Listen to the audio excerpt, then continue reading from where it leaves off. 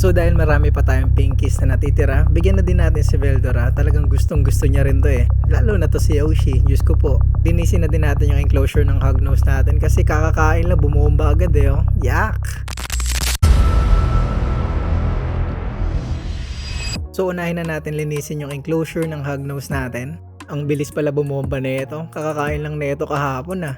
Dapat malinis natin to agad kasi baka gapangan eh. Kaya namang kabaho pa naman yan, siyang tunay. So kailangan tanggalin natin yung hognose sa loob para malinis natin na maigi. Hindi pwedeng punas lang yan no.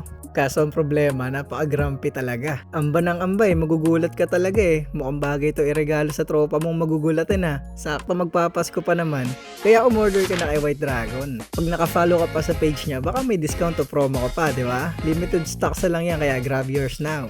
O diba, kahit grumpy nagpapahandle pa din. Parang most of the time bluff lang naman yun eh. Pag tinuloy, edi sorry, may venom pa naman to. Pero syempre nothing to worry kasi harmless naman siya sa tao, hindi siya medically significant. Parang sting lang daw ng bubuyog, mga 10.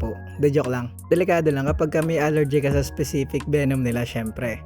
Anyways, naglilinis nga pala tayo ng enclosure no. So ito nga pala yung ginagamit kong disinfectant, ang Pet Safe from Pets Coco Friend.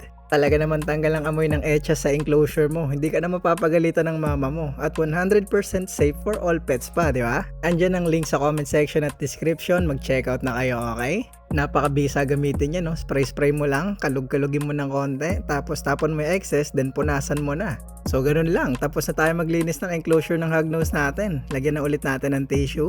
Balik natin yung water dish, tapos balik na din natin siya. Napaka-basic lang maglinis, di ba? Pabango na alaga mo, di pagalit mama mo. Panis. So, dito naman tayo kay Veldora. Hindi pa nakakakain ngayong linggo to. Gulay sana papakain ko ngayon eh. Kaso naalala ko madami tayong pinkies, kaya bigyan na rin natin siya. Sakto din naman, isang buwan na yung nakakalipas simula nung binigyan natin siya ng pinkies, kaya pwede na ulit yan. Feeling ko nagustuhan niya din yung treats na to eh. Nahabol niya ng tingin eh oh.